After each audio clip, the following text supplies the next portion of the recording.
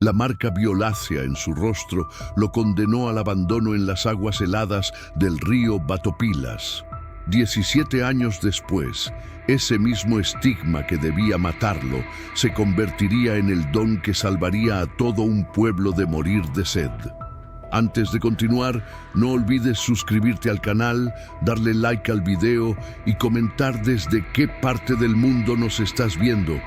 ¡Vamos allá!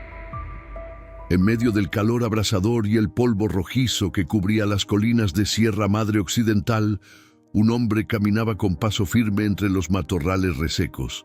El sol de la tarde caía implacable sobre su sombrero de paja gastado, proyectando sombras alargadas sobre el sendero pedregoso que conducía al río.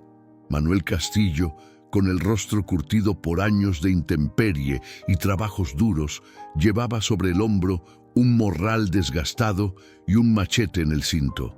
Sus ojos, oscuros y profundos como pozos antiguos, escudriñaban el horizonte mientras el viento seco le acariciaba el rostro con la familiaridad de un viejo amigo. El Valle de San Lorenzo, enclavado entre montañas imponentes en el estado de Chihuahua, era su hogar desde hacía 5 años, desde que abandonó la hacienda donde trabajaba como peón tras la muerte de su esposa Carmela. Ahora vivía solo en una pequeña cabaña a las afueras del pueblo, sobreviviendo con lo que cultivaba y cazaba, alejado del bullicio y las miradas de compasión que tanto le incomodaban. El agua del río Batopilas brillaba como plata líquida bajo el sol poniente cuando Manuel llegó a la orilla. Se arrodilló junto a la corriente, sumergió las manos callosas en el agua fresca y bebió con avidez. Fue entonces cuando lo escuchó, un sonido débil, apenas perceptible entre el murmullo constante del río y el canto de los pájaros que regresaban a sus nidos. Al principio pensó que era un animal herido, quizás un coyote joven atrapado entre las rocas, pero algo en aquel sonido le erizó la piel. Era un llanto humano. Manuel se incorporó de golpe, tensando todos los músculos. Sus ojos recorrieron la orilla hasta detenerse en un pequeño bulto, envuelto en tela, que se movía ligeramente entre 2 rocas grandes, casi oculto por la maleza. Se acercó con cautela, apartando las ramas con manos temblorosas. Lo que vio le cortó la respiración. Un bebé, tan pequeño que apenas tendría días de nacido, estaba envuelto en una manta raída y mojada por la salpicadura del río. Su piel morena estaba pálida por el frío, y sus labios tenían un tono azulado preocupante. Pero lo que más impactó a Manuel fue la marca que cubría parte del rostro del pequeño, una mancha violácea que se extendía desde la sien izquierda hasta la mejilla, como una sombra de tormenta sobre tierra fértil. «Dios santo», murmuró, arrodillándose junto al bebé. Con manos inseguras, lo tomó en brazos. El niño pesaba tan poco que pareció que sostenía apenas aire envuelto en tela. ¿Quién había sido capaz de abandonar a una criatura tan indefensa? En el pueblo hablaban de viejas supersticiones, de marcas de nacimiento que traían desgracias, de familias desesperadas que preferían abandonar a sus hijos marcados antes que cargar con la vergüenza o el supuesto mal augurio. El bebé abrió los ojos al sentir el contacto. Eran grandes, oscuros, y miraron a Manuel con una intensidad que le atravesó el alma como una flecha certera. No había miedo en aquella mirada, solo una especie de reconocimiento silencioso que estremeció al hombre hasta los huesos. «Tranquilo, pequeño», susurró, ajustando la manta para cubrir mejor al bebé. «Te tengo». Sin pensarlo 2 veces, lo apretó contra su pecho y comenzó a caminar con rapidez hacia su cabaña. El sol ya se ocultaba tras las montañas, tiñendo el cielo de naranjas y rojos intensos, como si el firmamento sangrara por lo que acababa de presenciar. Manuel sabía que debía darse prisa. La noche en la sierra era implacable y el bebé necesitaba calor y alimento con urgencia. Mientras avanzaba por el sendero empinado, con el corazón latiéndole con fuerza en el pecho, no podía dejar de preguntarse qué haría después. Él, un hombre solitario, sin experiencia con niños, sin nada que ofrecer excepto una cabaña humilde y un corazón maltrecho por las pérdidas, ¿cómo iba a cuidar de una criatura tan vulnerable? Pero algo dentro de él, una voz que creía silenciada desde la muerte de Carmela, le susurraba que este encuentro no era casualidad, que aquel río que tantas veces le había dado sustento ahora le entregaba algo infinitamente más valioso, una razón para seguir adelante. El bebé se removió ligeramente entre sus brazos y emitió un quejido suave que sonó como una pregunta sin palabras. Manuel apretó el paso. «Vamos a casa», dijo con firmeza, como si sellara un pacto con el universo y consigo mismo. «Vamos a casa». La cabaña de Manuel era pequeña pero acogedora, construida con sus propias manos usando piedras del río y troncos de pino. Constaba de una habitación principal con una chimenea de piedra, una mesa de madera tallada y una cama estrecha cubierta con un zarape colorido. El hombre entró apresuradamente, sosteniendo al bebé contra su pecho como si fuera la carga más valiosa que jamás hubiera transportado. Con cuidado, lo colocó sobre la cama mientras encendía una lámpara de aceite. La luz amarillenta reveló con más detalle el rostro del pequeño. La marca violácea parecía palpitar bajo la tenue iluminación, pero Manuel no sintió rechazo, sino una extraña fascinación. «Necesitas calor y comida», murmuró, avivando el fuego de la chimenea con manos temblorosas. Pero, ¿qué darle de comer a un bebé tan pequeño? El pánico comenzó a trepar por su garganta. Los niños necesitaban leche materna y él no tenía nada que se le pareciera. Rebuscó en su alacena y encontró un poco de leche de cabra que había comprado en el pueblo el día anterior. No era lo ideal, pero tendría que servir por ahora. Con una cuchara pequeña, intentó dar de beber al bebé, que succionaba desesperadamente, derramando más líquido del que conseguía tragar. «Despacio, pequeño, despacio», susurraba Manuel, limpiando con ternura las gotitas que resbalaban por el mentón del niño. El bebé lo miraba fijamente, como si entendiera cada palabra. Manuel se preguntó si sería un varón o una niña. Con dedos cautelosos revisó al pequeño mientras lo cambiaba. «Un niño», confirmó, envolviendo al bebé en un trozo limpio de tela. «Un varoncito fuerte».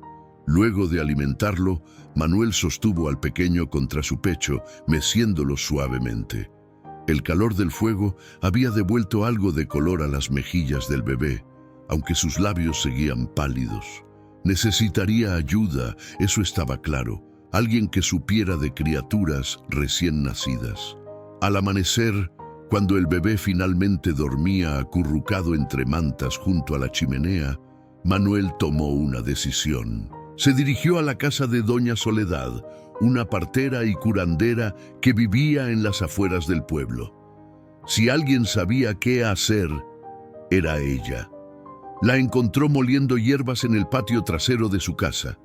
Era una mujer baja y robusta, de unos 60 años, con el cabello gris recogido en un moño apretado y ojos negros que parecían verlo todo.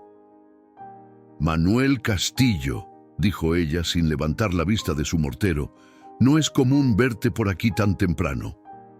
«Necesito ayuda, Doña Soledad», respondió él quitándose el sombrero con respeto. «He encontrado un bebé abandonado junto al río. Tiene una marca en el rostro. Creo que por eso lo dejaron allí». La anciana dejó de moler y lo miró directamente por primera vez. «¿Una marca, dices? Como una mancha». Manuel asintió, describiéndola lo mejor que pudo. La expresión de Doña Soledad se ensombreció. «La marca del río», murmuró. «Hay quienes creen que trae desgracias». «Son supersticiones», respondió Manuel con más firmeza de la que sentía. Doña Soledad lo estudió en silencio durante un largo momento. como si evaluara algo que iba más allá de sus palabras. «¿Y qué piensas hacer con él?», preguntó finalmente.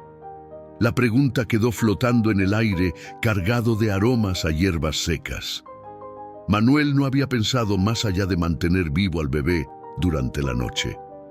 Pero al enfrentarse a la pregunta, la respuesta surgió con una claridad que lo sorprendió. «Quiero criarlo», dijo, y las palabras sonaron a verdad incluso en sus propios oídos. «No tengo mucho que ofrecerle, pero nadie debería ser abandonado por cómo nació». La anciana asintió lentamente, como si la respuesta confirmara algo que ya sabía. «Necesitarás leche de madre, hierbas para fortalecer su sangre y mucho coraje», dijo, levantándose con un gruñido.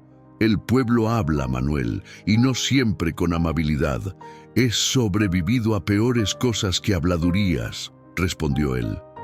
Doña Soledad sonrió por primera vez, una sonrisa que suavizó las arrugas profundas de su rostro. «Entonces vamos a conocer a ese niño marcado por el río», dijo, recogiendo su morral de hierbas, «y a enseñarte cómo mantenerlo con vida». Cuando regresaron a la cabaña, el bebé había despertado y lloraba con una fuerza sorprendente para su pequeño cuerpo. Doña Soledad dejó caer su morral sobre la mesa y se acercó a la criatura con la confianza de quien ha traído cientos de vidas al mundo. «Veamos qué tenemos aquí», dijo, tomando al bebé en brazos con una delicadeza que contrastaba con sus manos curtidas.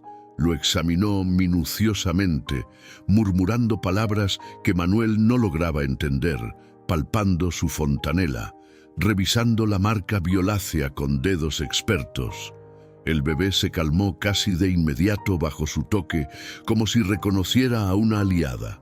«Tiene hambre, frío, y necesita que lo limpien bien», dictaminó finalmente. «Pero es fuerte, ha sobrevivido a la noche, y eso ya dice mucho». De su morral extrajo hierbas secas, un frasco con un líquido espeso y un pequeño odre lleno de leche. «Rosalía Gómez acaba de dar a luz hace 2 semanas», explicó, vertiendo la leche en un cuenco de barro. «Le he pedido que comparta su leche. No fue fácil convencerla cuando le hablé de la marca, pero tiene buen corazón bajo toda esa superstición».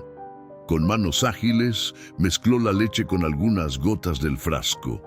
«Esto fortalecerá sus pulmones», dijo, «y estas hierbas las servirás para bañarlo. Limpiarán su piel y evitarán que la marca se infecte».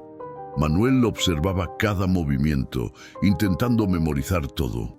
Doña Soledad empapó un trapo limpio en la leche preparada y lo acercó a la boca del bebé, que comenzó a succionar con avidez. «Tendrás que conseguir más leche cada día», continuó la anciana, «y alguien tendrá que cuidarlo mientras trabajas. No puedes dejarlo solo». «Lo llevaré conmigo», respondió Manuel sin dudar. «Al campo, a donde sea». Doña Soledad lo miró con una mezcla de admiración y preocupación. «No será fácil, Manuel. La gente habla. Algunas familias del pueblo ya saben del bebé marcado. Esta mañana Tomás Fuentes, el sacristán, preguntaba si era cierto que habías recogido a una criatura maldita». Manuel sintió que la sangre le hervía en las venas. «No está maldito», gruñó, «y quien diga lo contrario tendrá que vérselas conmigo». «La violencia no protegerá al niño», respondió la curandera con severidad. «Lo que necesita es un nombre fuerte que lo ate a este mundo, que le dé raíces». Manuel miró al pequeño, que ahora dormitaba satisfecho después de alimentarse. La marca en su rostro, bajo la luz del día, tenía un tono casi cobrizo, como el de las montañas al atardecer. «Rafael», dijo finalmente.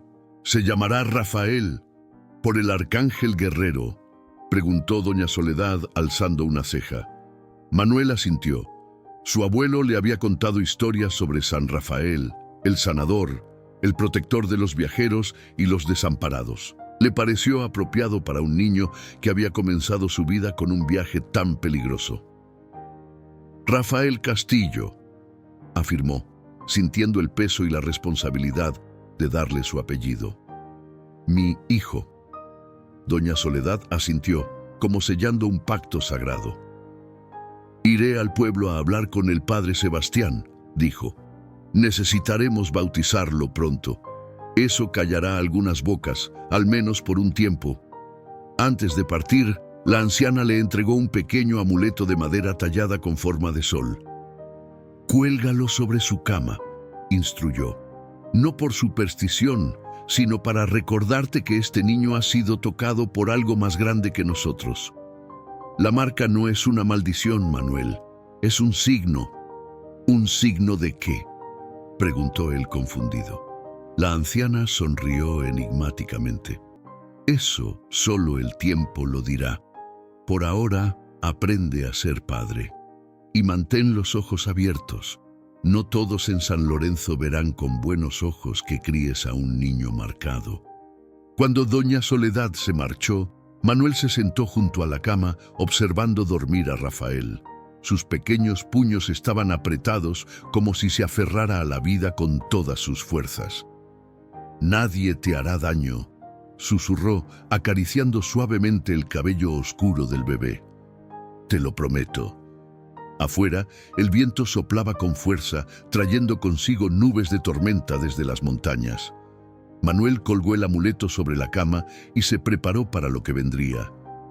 Porque algo en su interior le decía que la llegada de Rafael era solo el comienzo de una historia mucho más grande. Las semanas siguientes transcurrieron en un torbellino de llanto, noches sin dormir y una rutina que Manuel nunca imaginó que podría dominar. Cada mañana, antes del amanecer, caminaba hasta la casa de Rosalía Gómez para recoger la leche que la mujer extraía para Rafael. Al principio, ella se negaba a mirarlo a los ojos, dejando el odre de leche en la puerta como si temiera contagiarse de algún mal. Pero con el paso de los días, la curiosidad fue más fuerte que el miedo.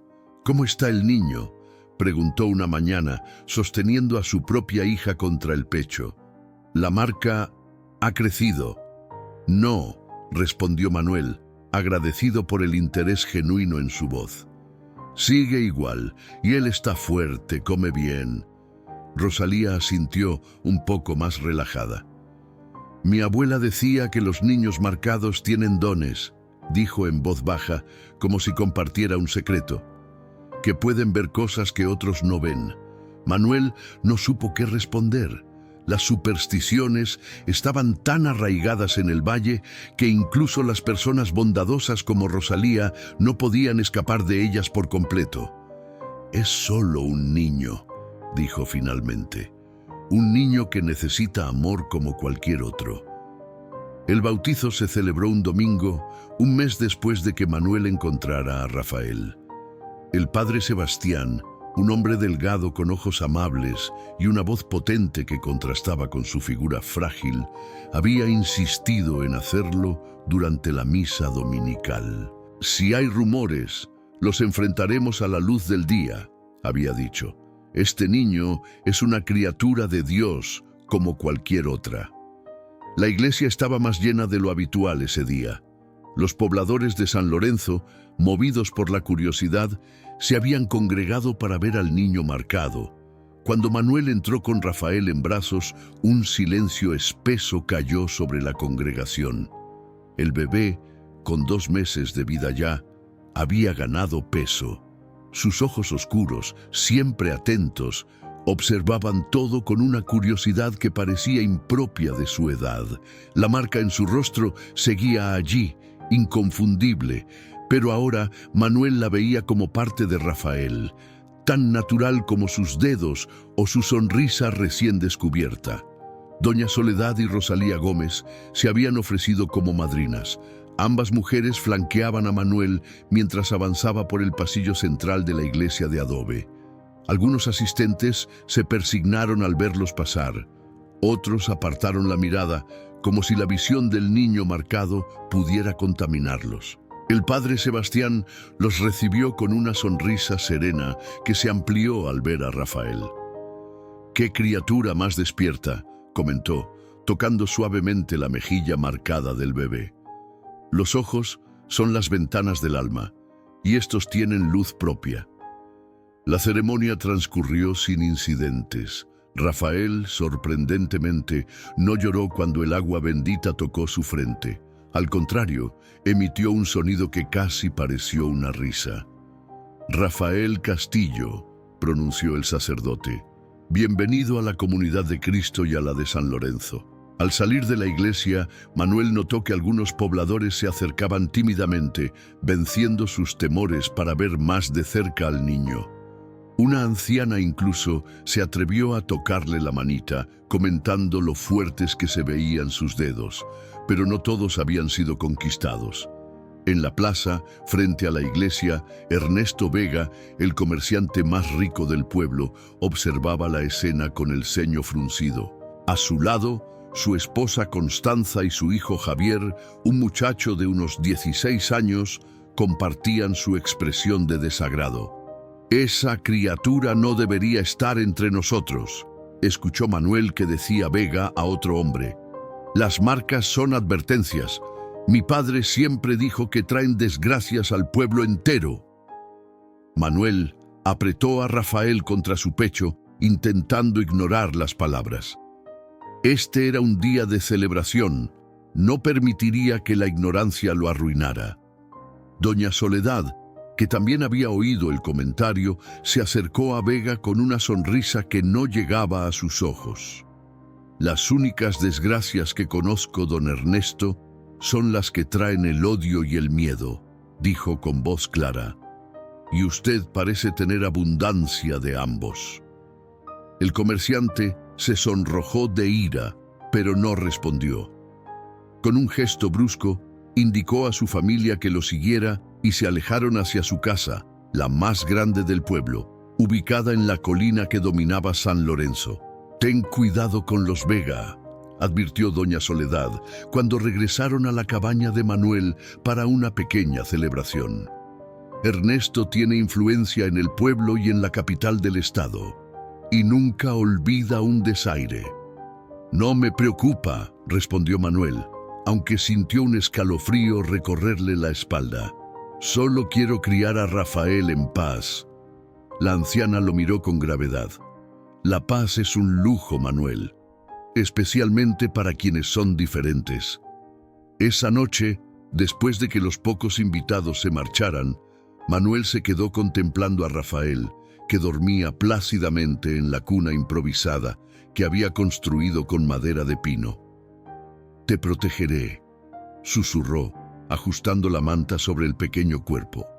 «No importa lo que venga». Afuera, la luna llena bañaba el valle de San Lorenzo con su luz plateada. En la distancia, un coyote aulló, un sonido largo y melancólico que pareció una advertencia. Los años pasaron con la velocidad del río Batopilas en temporada de lluvias. Rafael creció rápidamente, transformándose de un bebé silencioso en un niño vivaz y curioso. A los 5 años, ya acompañaba a Manuel en casi todas sus tareas diarias.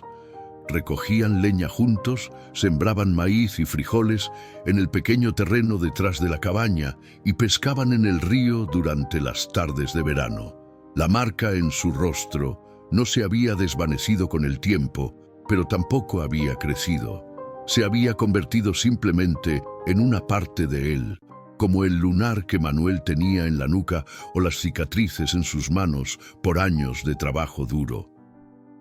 Para Rafael era normal. Para el resto del pueblo seguía siendo objeto de miradas furtivas y cuchicheos. San Lorenzo había cambiado poco en esos años. Las mismas familias dominaban la vida social y económica, con los Vega a la cabeza.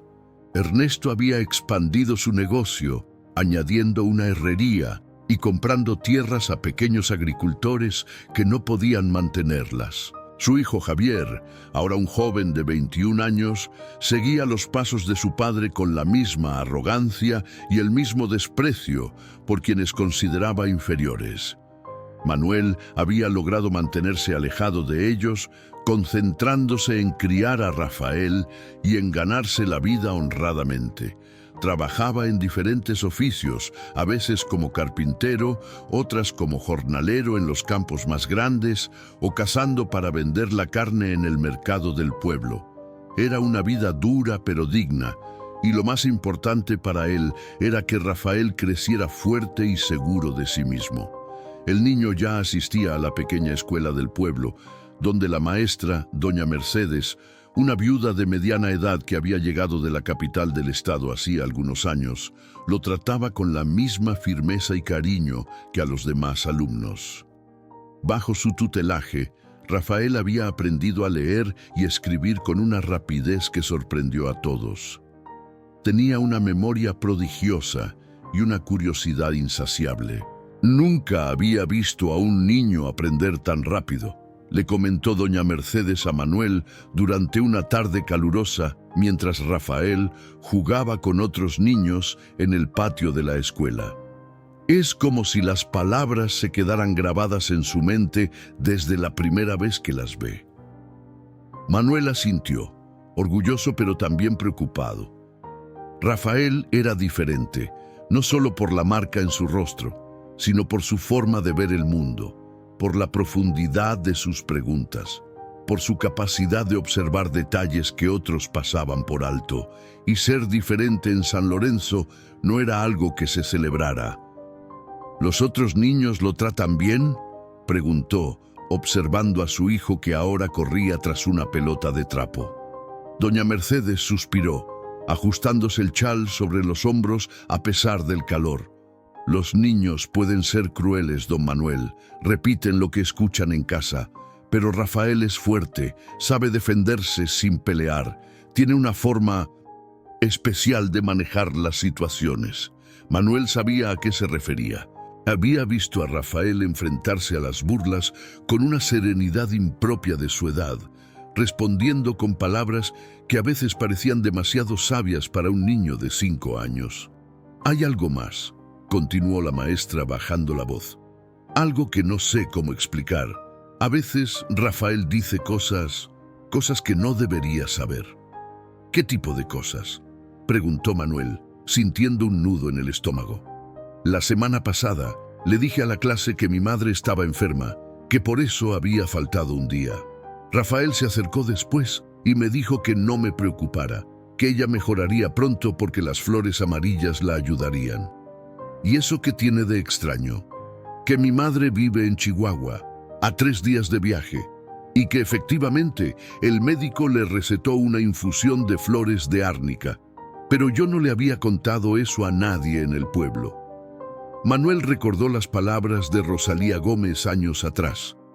Los niños marcados tienen dones, pueden ver cosas que otros no ven.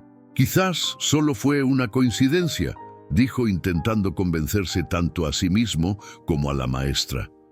Doña Mercedes asintió, poco convencida. Quizás, pero no es la primera vez que sucede algo así. Solo vigílelo, don Manuel. Rafael es un buen niño, pero hay quienes verán cualquier diferencia como algo peligroso. Esa noche, mientras cenaban el guiso de conejo que habían cazado el día anterior, Manuel observó a Rafael con nuevos ojos. El niño comía en silencio, pero sus ojos, siempre atentos, parecían reflexionar sobre algo importante. ¿Qué piensas, hijo?, preguntó Manuel. Rafael levantó la mirada, y por un momento, Manuel tuvo la extraña sensación de estar frente a alguien mucho mayor. Papá, ¿por qué don Ernesto Vega te mira siempre con tanta rabia? La pregunta lo tomó por sorpresa. Nunca habían hablado de los Vega, y Manuel se había asegurado de mantener a Rafael alejado de esa familia. ¿Cuándo has visto a don Ernesto? Hoy, cuando salíamos de la escuela, estaba en la plaza con su hijo. Te miraron cuando pasaste y sus ojos estaban llenos de odio. Manuel sintió un escalofrío. No había notado la presencia de los Vega en la plaza. Algunas personas no pueden ver más allá de sus propios miedos, Rafael. Don Ernesto es una de ellas. Rafael asintió, como si la respuesta confirmara algo que ya sabía. Ten cuidado con ellos, papá, dijo con una seriedad que heló la sangre de Manuel, especialmente con el hijo. Tiene sombras alrededor. Sombras. Sí, como nubes negras que lo siguen. Las veo a veces alrededor de las personas que tienen maldad en el corazón. Manuel no supo qué responder. ¿Eran imaginaciones de un niño o algo más? ¿Debería preocuparse o alegrarse de que Rafael tuviera una intuición tan aguda? Come tu cena, hijo, dijo finalmente, revolviendo el cabello oscuro del niño. Mañana hay mucho trabajo que hacer. Rafael sonrió, y por un momento volvió a ser solo un niño de 5 años, con mejillas redondas y ojos brillantes. Pero la inquietud permaneció en el corazón de Manuel, como una semilla que comienza a germinar en tierra fértil. La sequía llegó a San Lorenzo como una maldición silenciosa. Durante 3 meses, el cielo permaneció despejado, de un azul implacable que parecía burlarse de los campos resquebrajados y los rostros angustiados de los campesinos. El río Batopilas, antes caudaloso y generoso, se redujo a un hilo de agua turbia que apenas alcanzaba para los animales. Rafael tenía ya 7 años cuando la crisis golpeó con toda su fuerza. El pueblo entero sufría, las cosechas se perdían, el ganado comenzaba a morir y la desesperación se respiraba en el aire como polvo suspendido. Los Vega, con sus reservas de grano almacenadas y sus pozos privados, eran los únicos que parecían prosperar. Ernesto había comenzado a comprar más tierras a precios miserables a familias que no tenían otra opción para sobrevivir. Javier, ahora convertido en su mano derecha, recorría el pueblo con aires de dueño, mirando con desprecio a quienes acudían a su padre en busca de ayuda. Una mañana sofocante, mientras Rafael ayudaba a Manuel a reparar el techo de la cabaña, el niño se detuvo de repente, dejando caer la paja que sostenía entre sus pequeñas manos. «Papá», dijo con voz queda, «algo malo va a pasar hoy». Manuel, acostumbrado ya a las extrañas premoniciones de su hijo, dejó su trabajo y se agachó para mirarlo a los ojos. «¿Qué has visto, Rafael?» «No lo veo claro, es como una sombra grande sobre el pueblo, y tiene la cara de Javier Vega». Antes de que Manuel pudiera responder, escucharon gritos provenientes de la plaza. Sin pensarlo, ambos corrieron hacia el centro del pueblo. Al llegar, encontraron una escena caótica. Decenas de personas se agolpaban frente a la tienda de los Vega, donde Javier, flanqueado por 2 hombres armados, leía un anuncio en voz alta. «Por orden de mi padre, don Ernesto Vega, a partir de hoy, el agua del manantial norte será propiedad exclusiva de nuestra hacienda. Cualquiera que necesite acceso deberá pagar una cuota justa por su uso». Un murmullo de indignación recorrió la multitud. El manantial norte era la única fuente de agua que quedaba accesible para muchas familias desde que el río se había reducido. «No puede hacer eso», gritó un hombre. «El manantial siempre ha sido de todos». «Las tierras donde brota son ahora propiedad de mi padre», respondió Javier con una sonrisa fría. «Las compró legalmente a la viuda de Martínez la semana pasada». Manuel sintió que la sangre le hervía en las venas. La viuda de Martínez era una anciana enferma que apenas podía cuidar de sí misma. Los Vega habían aprovechado su vulnerabilidad para apoderarse de un recurso vital para el pueblo. «Esto es un abuso», gritó alguien más entre la multitud. Javier hizo un gesto y los hombres armados dieron un paso al frente, silenciando las protestas. «La cuota será de 5 pesos por familia al mes», continuó, ignorando el descontento. «Quienes no puedan pagarla tendrán que buscar agua en otro lugar. 5 pesos es más de lo que muchos ganan en una semana», murmuró Manuel a un vecino. «Es un robo». Rafael, que había permanecido en silencio junto a su padre, dio un paso adelante. Su pequeña figura destacaba entre la multitud, y la marca en su rostro pareció intensificarse bajo el sol abrasador. «El agua no es suya», dijo con una voz clara que por alguna razón se escuchó por encima del murmullo general. «Es de todos, como el aire y el sol». Un silencio repentino cayó sobre la plaza. Javier Vega entrecerró los ojos, enfocando su mirada en el niño. «Vaya, el fenómeno marcado ha hablado», dijo con desprecio. «¿Acaso crees que alguien va a escuchar lo que diga una criatura maldita como tú?» Manuel dio un paso al frente protegiendo a Rafael con su cuerpo, pero el niño lo detuvo con un gesto sorprendentemente firme. «No estoy maldito», respondió Rafael, sosteniendo la mirada de Javier sin temor. «Pero usted sí lo estará si sigue robando lo que pertenece a todos». Javier palideció visiblemente, como si las palabras del niño hubieran tocado alguna fibra sensible en su interior. Luego, recuperando su compostura, soltó una carcajada forzada. «Llévate a tu engendro de aquí, Castillo», espetó señalando a Manuel, «antes de que decida que ya no son bienvenidos en San Lorenzo». Manuel tomó a Rafael de la mano y lo alejó de allí, consciente de las miradas que los seguían. Algunas eran de miedo, otras de curiosidad, y unas pocas, las que más le preocupaban, de un respeto recién descubierto. Esa noche, la cabaña de Manuel recibió visitas inesperadas. Primero llegó doña Soledad, encorvada por los años, pero con los ojos tan vivos como siempre, trayendo un paquete de hierbas y una expresión preocupada. Poco después, el padre Sebastián tocó a la puerta, su sotana cubierta de polvo por el camino. Finalmente, Rosalía Gómez apareció con su hija, ya una niña de 7 años igual que Rafael, llevando una olla de caldo caliente y tortillas recién hechas. Rafael observaba todo desde un rincón, con esa extraña mezcla de inocencia infantil y sabiduría antigua que lo caracterizaba. Manuel notó que su hijo no parecía sorprendido por las visitas, como si las hubiera estado esperando.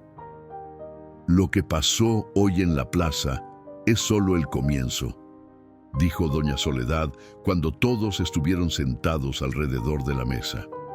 «Los Vega no se detendrán con el manantial, quieren todo el pueblo. Y no les gusta que les lleven la contraria», añadió Rosalía, mirando de reojo a Rafael. «Menos aún de alguien como...» Se detuvo, avergonzada. «Alguien como mi hijo», completó Manuel con firmeza. «Pueden decirlo, no es un secreto que muchos aún lo ven como algo más que un niño».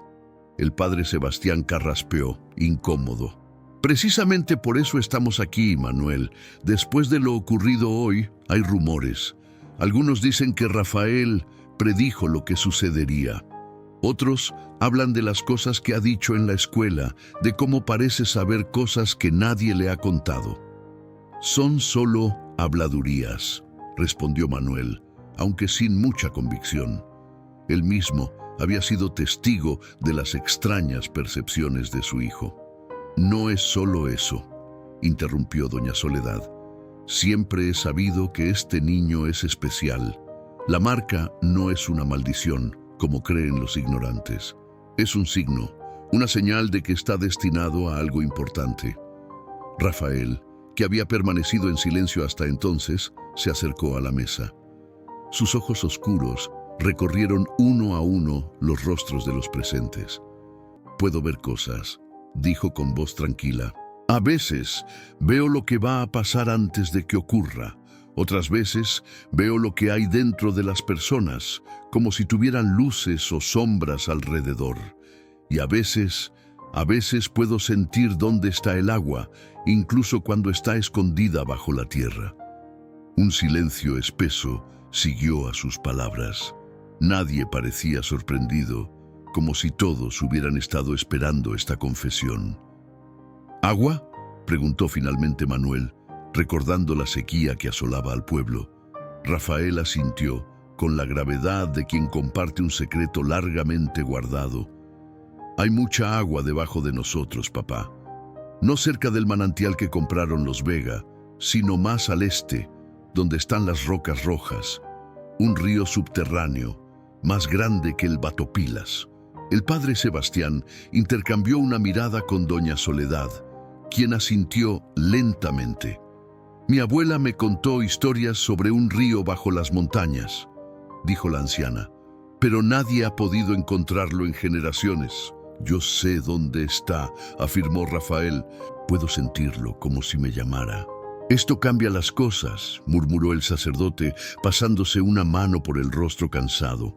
«Si lo que dices es cierto, Rafael, podríamos salvar al pueblo de la sequía, pero también significa que los Vega querrán controlarlo, igual que el manantial, y no les gustará que sea el niño marcado quien lo encuentre», añadió Rosalía, abrazando instintivamente a su hija. Manuel sintió un peso en el estómago. Su mayor temor siempre había sido que Rafael fuera rechazado, temido o, peor aún, utilizado por otros debido a su diferencia. Ahora ese temor parecía materializarse. «No quiero que Rafael se involucre en esto», dijo con firmeza. «Es solo un niño, no una herramienta para resolver los problemas del pueblo». «Papá», intervino Rafael, colocando una mano pequeña sobre el brazo de Manuel. «Quiero ayudar. El agua es para todos, no solo para los que pueden pagarla». Las palabras del niño, tan simples y directas, silenciaron las objeciones de Manuel. En los ojos de su hijo vio una determinación que conocía bien, la misma que había sentido él cuando lo encontró junto al río 7 años atrás. «¿Qué proponen entonces?», preguntó finalmente, mirando a los visitantes. El padre Sebastián fue el primero en hablar. «Mañana es domingo. Después de la misa podríamos organizar una expedición, un pequeño grupo, solo los presentes, para verificar lo que Rafael percibe. Si realmente hay agua donde dice, podríamos planear cómo hacerla accesible para todos, antes de que los Vegas se enteren. Será peligroso», advirtió doña Soledad. «Javier Vega tiene ojos en todo el pueblo, y después de lo de hoy estará vigilando especialmente a Rafael». «Yo me ocuparé de distraer a los Vega», se ofreció Rosalía. «Mi esposo trabaja en su tienda. Puede ayudarnos». Manuel los observó, sorprendido por la rapidez con que se había formado esta pequeña alianza alrededor de su hijo. Por primera vez desde que llegó a San Lorenzo, sintió que no estaban solos. «De acuerdo», concedió finalmente, «pero Rafael estará conmigo en todo momento, y a la primera señal de peligro volveremos a casa». Cuando los visitantes se marcharon, ya entrada la noche, Manuel encontró a Rafael sentado junto a la ventana, mirando las estrellas con una expresión serena. «¿Por qué no me dijiste antes lo del agua?», preguntó, sentándose a su lado. Rafael se encogió de hombros. No estaba seguro de lo que sentía. Además, tenía miedo. ¿Miedo de qué? De que me creyeras diferente, de que ya no me quisieras como tu hijo.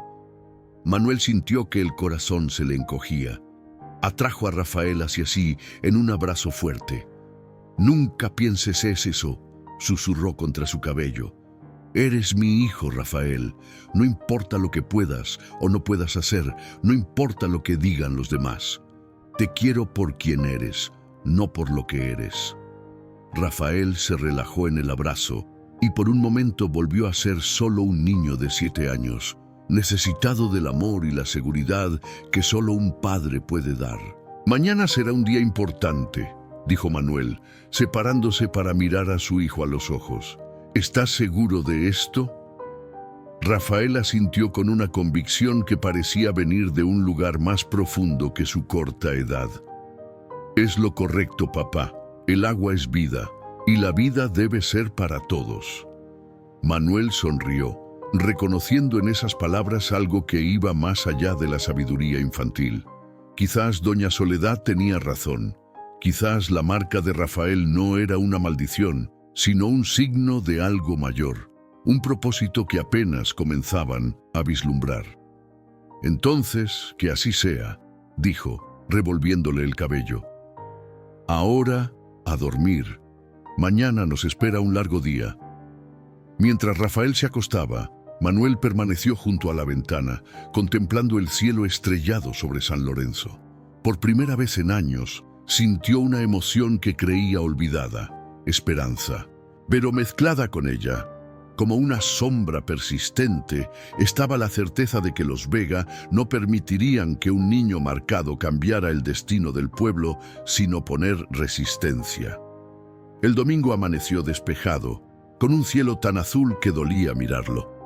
La iglesia de San Lorenzo se llenó más que de costumbre para la misa, no tanto por devoción, sino por la curiosidad que había despertado el enfrentamiento entre Rafael y Javier Vega. Los Vega ocupaban, como siempre, el primer banco.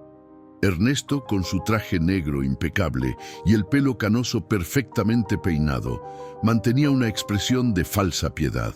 Javier, a su lado, no se molestaba en ocultar su desdén mientras recorría la congregación con mirada evaluadora. Manuel y Rafael entraron cuando la misa ya había comenzado, quedándose discretamente en el fondo. El niño llevaba su mejor camisa, un poco grande para él, heredada de algún vecino generoso. La marca en su rostro parecía más intensa bajo la luz que se filtraba por los vitrales, dándole un aspecto casi luminoso. Durante el sermón, el padre Sebastián habló sobre la importancia de compartir los dones que Dios otorga, mirando significativamente hacia la familia Vega cuando mencionó que el agua y la tierra eran bendiciones destinadas a todos. El mensaje no pasó desapercibido para Ernesto, cuyos labios se tensaron en una línea fina y dura. Al término de la ceremonia, mientras la gente se dispersaba en pequeños grupos por la plaza, el padre Sebastián se acercó a Manuel y Rafael, fingiendo una conversación casual. Doña Soledad ya los esperaba junto a la fuente seca, con un morral de hierbas que disimulaba las provisiones para la expedición. ¿Están listos?, preguntó el sacerdote en voz baja. Rafael asintió, sus ojos oscuros brillando con determinación. Manuel, aunque todavía preocupado, no podía negar el orgullo que sentía al ver la valentía de su hijo. Rosalía Gómez se separó de un grupo de mujeres y se acercó a ellos con naturalidad. «Mi esposo ya está distrayendo a Javier en la tienda», informó. «Le ha pedido que revise un cargamento de mercancías que llegó anoche. Eso nos dará algunas horas». El pequeño grupo salió del pueblo con aparente despreocupación, tomando el camino hacia el este como si fueran a recolectar hierbas. Solo cuando estuvieron lo bastante lejos de miradas indiscretas, Rafael tomó la delantera, guiándolos con una seguridad impropia de un niño de 7 años. El terreno se volvía más accidentado a medida que avanzaban. Dejaron atrás los campos resecos y comenzaron a ascender por una ladera rocosa. El sol de mediodía caía implacable sobre ellos, haciendo que el sudor corriera por sus rostros y que la ropa se les pegara al cuerpo. «¿Cuánto falta, Rafael?», preguntó doña Soledad, deteniéndose para recuperar el aliento. A pesar de su fortaleza, los años pesaban sobre ella. «No mucho», respondió el niño sin dudar. «Puedo sentirlo más fuerte ahora. Está casi debajo de nosotros». Después de otra hora de caminata, llegaron a una formación de rocas rojizas que se alzaban como dedos apuntando al cielo. El lugar tenía algo de sobrenatural, de sagrado.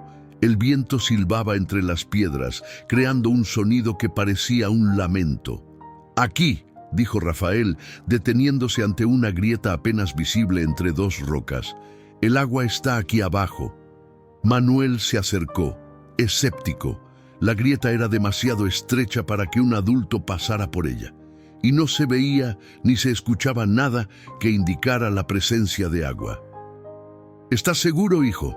«Completamente», respondió Rafael, arrodillándose para mirar dentro de la grieta. «Miren». Manuel y el padre Sebastián se inclinaron, intentando ver lo que el niño señalaba. Al principio, solo vieron oscuridad, pero a medida que sus ojos se adaptaban, distinguieron un brillo, un reflejo húmedo en las paredes de la roca. «Necesitamos ampliar esto», dijo Manuel, evaluando la situación. «Con picos y palas podríamos probar ahora», interrumpió doña Soledad, sacando una pequeña vasija de barro de su morral. La ató a un cordel largo y la introdujo en la grieta. Todos contuvieron la respiración mientras la anciana manipulaba el cordel, bajándolo más y más en la oscuridad. De repente se escuchó un chapoteo. ¡Agua!, exclamó el padre Sebastián incrédulo. Cuando doña Soledad recuperó la vasija, estaba llena de agua cristalina, tan clara que parecía vidrio líquido. Rafael sonrió, una sonrisa de satisfacción tranquila, como si acabara de confirmar algo que siempre había sabido. El padre Sebastián tomó la vasija con manos temblorosas y bebió un sorbo. «Es pura», dijo, maravillado, «más dulce que la del manantial norte». Manuel abrazó a Rafael, levantándolo del suelo en un arrebato de alegría. Por un momento, todas sus preocupaciones se disiparon. Su hijo no solo había estado en lo cierto, sino que acababa de dar al pueblo la esperanza que tanto necesitaba. «Tenemos que organizar a los hombres para ampliar esta abertura», dijo, ya planificando. «Podríamos construir un sistema para extraer el agua y luego canalizarla hacia...». «Vaya, vaya, qué escena tan conmovedora». La voz cortó el aire como un látigo. Javier Vega, montado en su caballo negro, los observaba desde lo alto de una roca cercana. No estaba solo. 2 de sus hombres lo flanqueaban, armados con rifles. «Así que esta es la famosa expedición secreta», continuó, desmontando con elegancia estudiada. «El bastardo marcado guiando a los ingenuos a un supuesto tesoro». Manuel se colocó instintivamente delante de Rafael, protegiéndolo con su cuerpo. «¿Qué haces aquí, Vega?», preguntó, con la voz tensa por la rabia contenida. «Este es un país libre, Castillo», respondió Javier con una sonrisa fría. «Y resulta que estas tierras le pertenecen a mi padre. Así que la pregunta es, ¿qué hacen ustedes aquí?». El padre Sebastián dio un paso al frente intentando mediar. «Javier, hemos encontrado agua suficiente para todo el pueblo durante la sequía. Esto no tiene que ser un conflicto». Javier ignoró al sacerdote, sus ojos fijos en Rafael, que sostenía su mirada sin miedo. «Tú», dijo, señalándolo con un dedo acusador, «siempre supe que había algo maligno en ti. Ahora lo confirmo. Brujería, eso es lo que es esto». «No es brujería», respondió Rafael con calma. «Es un don, como tu riqueza es un don para ti. La diferencia es que mi don está destinado a ayudar a todos, no solo a mí». La simplicidad y la sabiduría de las palabras del niño parecieron desarmar momentáneamente a Javier, que parpadeó confundido antes de recuperar su máscara de desprecio. «Suficiente», espetó. «Ustedes están invadiendo propiedad privada y están interfiriendo con los negocios legítimos de la familia Vega. Este descubrimiento, si es real, pertenece a quien posee la tierra, es la ley. La ley también dice que no se puede acaparar el agua en tiempos de sequía», intervino doña Soledad, con voz firme a pesar de su edad. «Es un recurso común». Javier la miró como quien mira a un insecto molesto. «La ley es lo que decimos que es en San Lorenzo, vieja.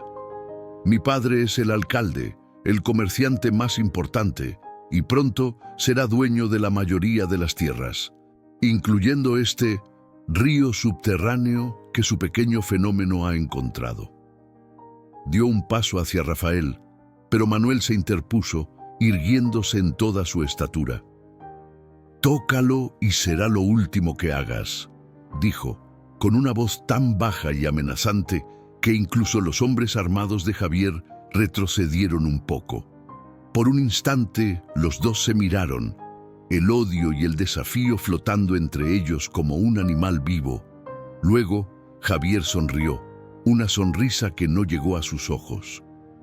«No necesito tocarlo», dijo, Solo necesito informar al pueblo que el niño marcado está practicando brujería en las tierras de mi padre.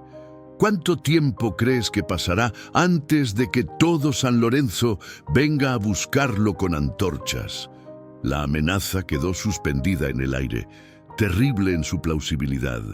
En un pueblo como San Lorenzo, donde la superstición aún tenía tanto poder, una acusación así podría ser una sentencia de muerte.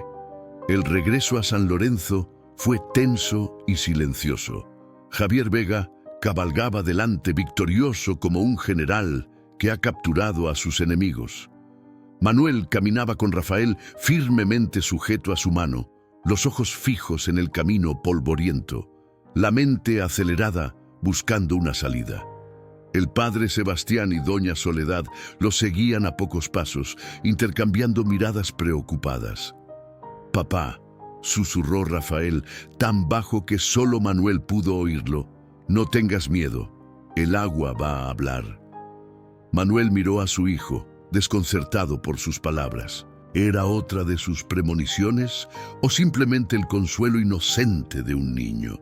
El sol comenzaba a descender cuando llegaron al pueblo. Una multitud ya se había congregado en la plaza, alertada por uno de los hombres de Javier que se había adelantado con la noticia. Rostros curiosos, temerosos y algunos abiertamente hostiles los recibieron. Ernesto Vega aguardaba frente a la iglesia, su figura imponente rodeada por los notables del pueblo. «Aquí están», anunció Javier, desmontando con un floreo teatral. «El niño marcado ha estado practicando sus artes oscuras en nuestras tierras». Un murmullo inquieto recorrió la multitud. Algunas mujeres se persignaron, otros dieron un paso atrás, como si la mera presencia de Rafael pudiera contaminarlos.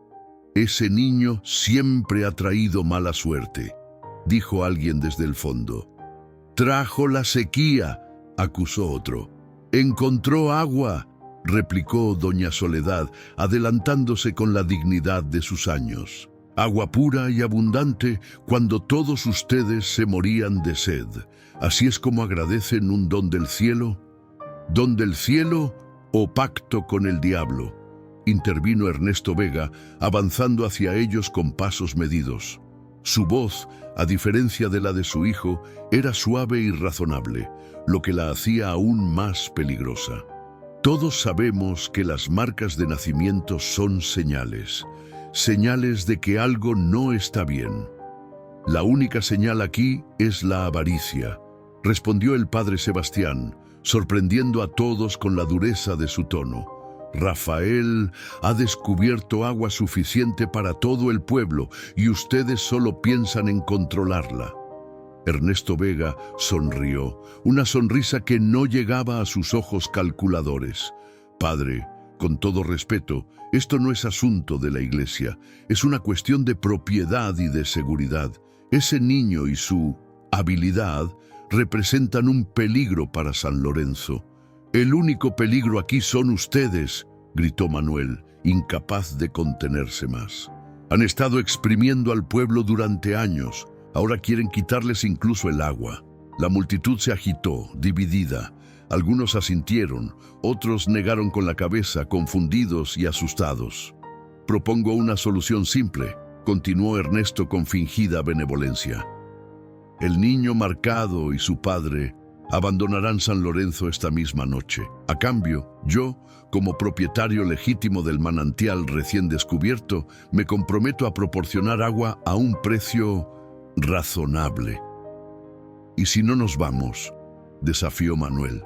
El rostro de Ernesto se endureció. «Entonces, me temo que tendré que recordarle al pueblo que las leyes contra la brujería siguen vigentes en este estado». La amenaza flotó en el aire como veneno. Varias personas en la multitud asintieron, el miedo y la superstición nublando su juicio. Rafael, que había permanecido en silencio hasta ese momento, dio un paso adelante. La marca en su rostro parecía brillar con una luz propia bajo el sol poniente. «No es brujería», dijo con voz clara que, a pesar de su juventud, resonó en la plaza. «Es un regalo, como la lluvia, como las cosechas, un regalo para todos.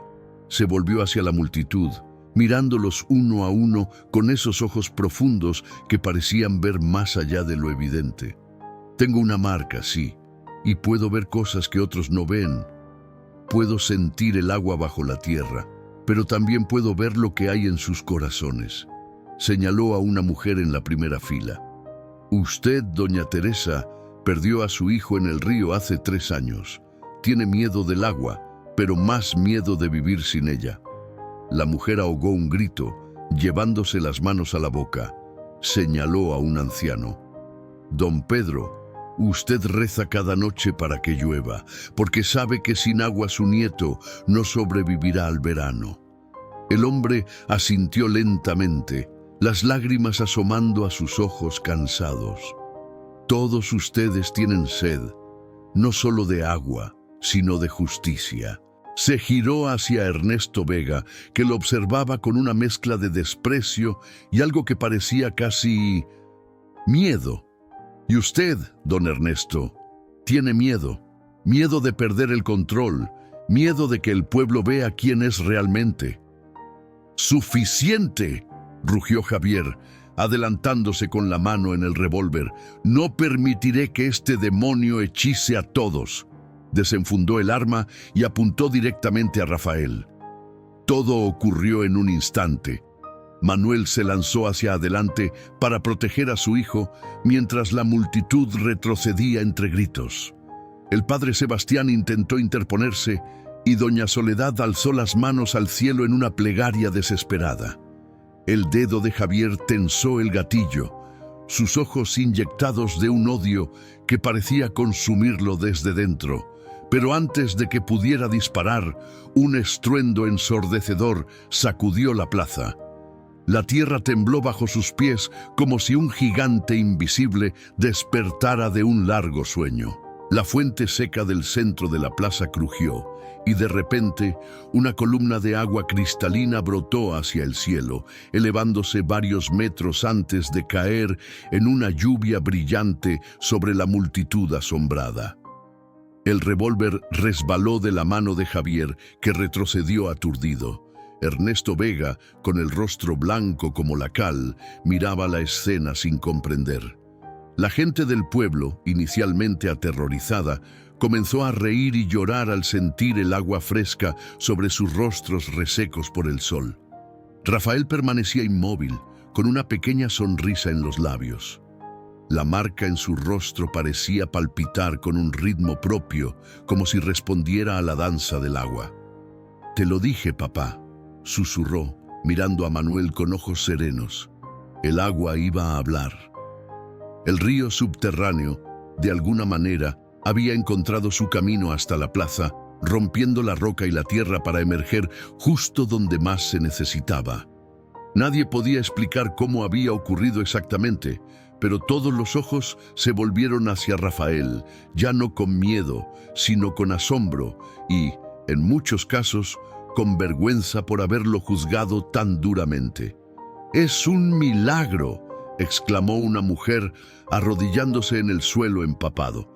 «El niño no está maldito, está bendito», gritó otra voz. La multitud se acercó a Rafael con reverencia, algunos intentando tocar la marca en su rostro como si fuera una reliquia sagrada. Manuel los mantuvo a distancia, protector como siempre. «¡Atrás!», ordenó Javier, recuperando su arma del suelo. «Esto es un truco, una ilusión para engañarlos». Pero nadie le prestaba atención. El agua continuaba brotando, limpia y abundante, un regalo imposible de negar en medio de la sequía más devastadora que San Lorenzo había conocido. Ernesto Vega, más astuto que su hijo, comprendió rápidamente que la situación había cambiado. Con la dignidad que le permitía su orgullo herido, se acercó a Rafael y Manuel. «Parece que me he equivocado», dijo con una sonrisa forzada. «Quizás podríamos llegar a un acuerdo beneficioso para todos». «No hay ningún acuerdo que hacer», respondió Manuel con firmeza. «El agua es de todos, siempre lo ha sido». El padre Sebastián, empapado pero radiante, alzó la voz para que todos lo escucharan. Propongo que el Consejo del Pueblo se reúna mañana para decidir cómo administrar este don. Un comité en el que todos estén representados, incluidos los Vega, añadió mirando significativamente a Ernesto. Pero el agua será gratuita para todos.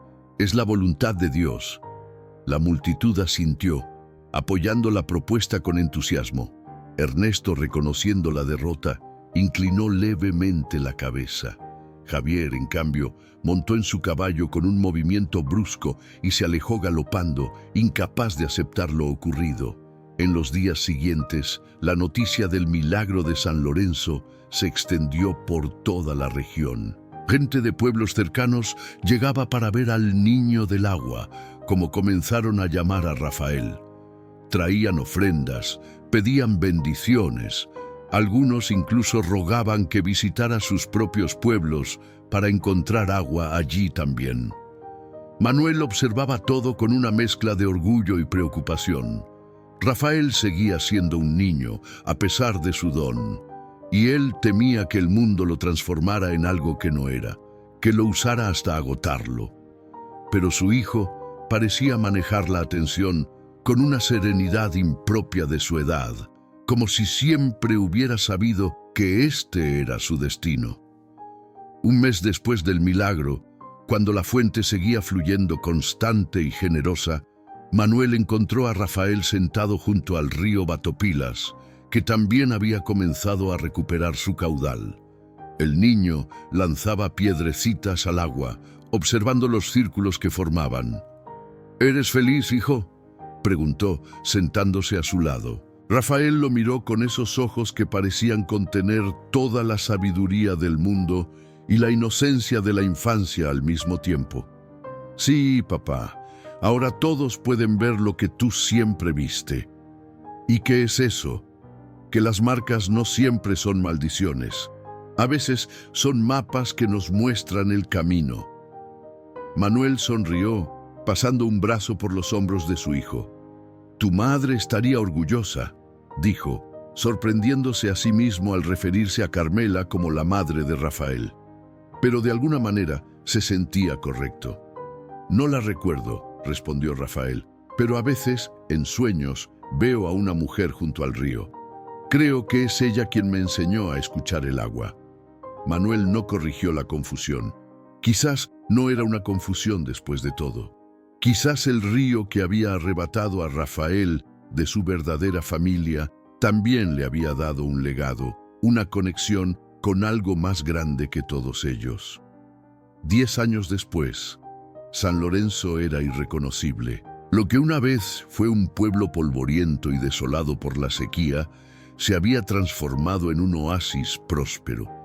Canales de irrigación diseñados por ingenieros venidos de la capital distribuían el agua de la fuente milagrosa a todos los campos. Las cosechas eran abundantes y el mercado del pueblo se había convertido en uno de los más importantes de la región. Rafael, ahora un joven de 17 años, seguía llevando la marca en su rostro con la misma naturalidad con que otros llevan el color de sus ojos o el tono de su piel. Pero ya no era el único marcado en San Lorenzo. Otros niños con marcas de nacimiento, antes escondidos por sus familias avergonzadas, ahora caminaban por las calles con la frente en alto. Ninguno tenía el don de Rafael para encontrar agua, pero eso no importaba.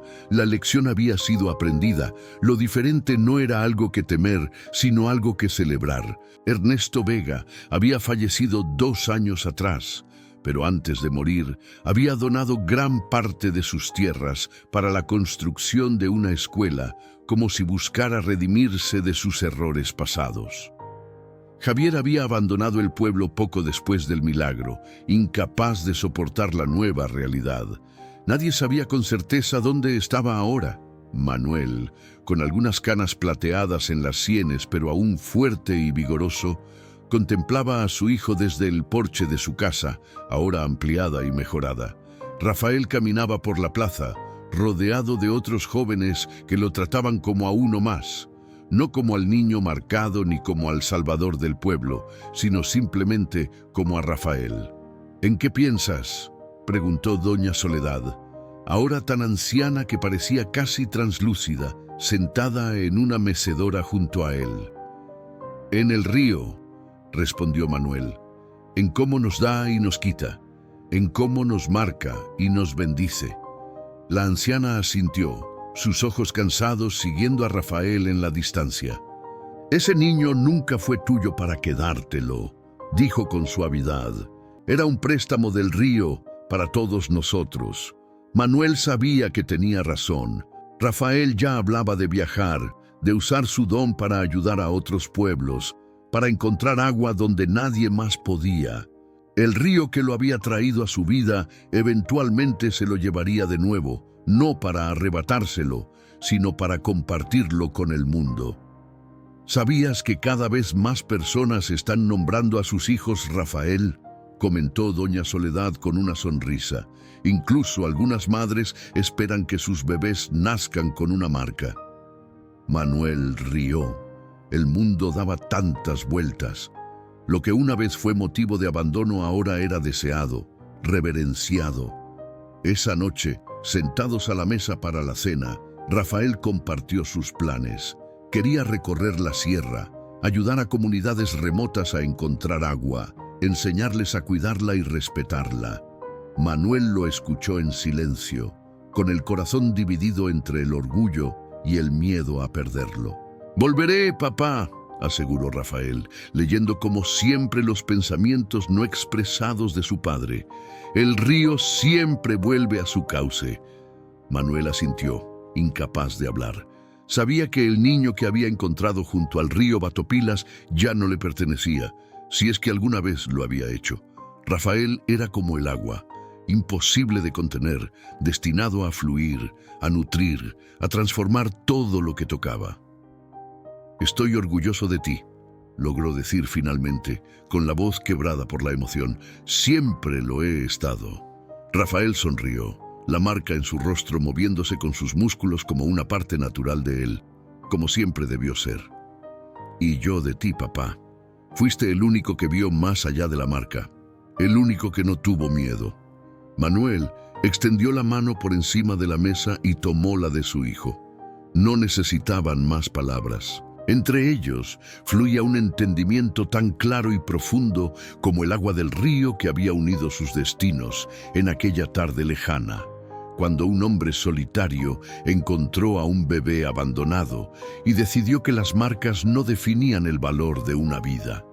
Afuera, la fuente de la plaza seguía fluyendo, su murmullo constante un recordatorio de que incluso en los lugares más secos y desesperados, el agua siempre encuentra su camino, y con ella la esperanza, la vida y la redención.